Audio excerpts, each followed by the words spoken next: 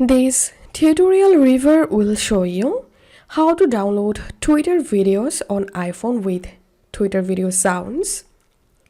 So first of all, open your Twitter app and search for the video which one you want to download. And then tap on the share icon at the bottom of the video. And you have to copy the video link.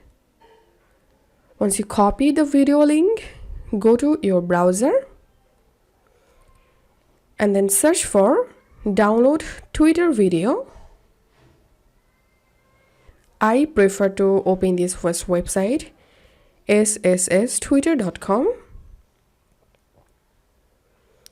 and now paste here the Twitter video link, tap on download,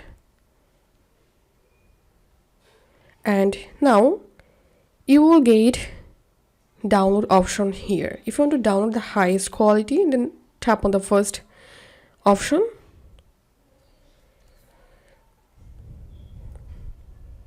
Tap on download, open in, tap on save to files, select a folder where you want to download the video and tap on save.